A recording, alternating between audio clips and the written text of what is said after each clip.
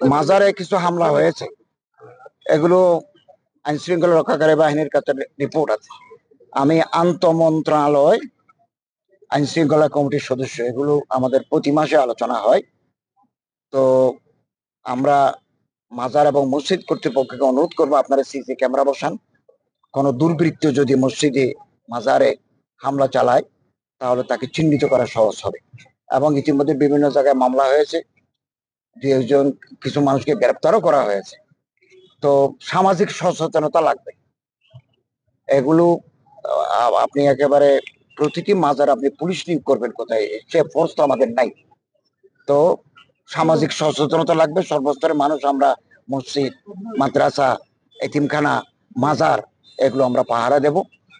এবং কেউ যদি এখানে হামলা চালায় অথবা ধ্বংস করার পায়তারা করে, তাকে আমরা আইনের আওতায় আনবো। ইতিমধ্যে বেশ কিছুকে আনা হয়েছে এবং স্পেসিফিক মামলা হলেই আইন শৃঙ্খলা রক্ষাকারী বাহিনী, ল এনফোর্সিং এজেন্সি তাদেরকে আইনের আওতায় আনছে।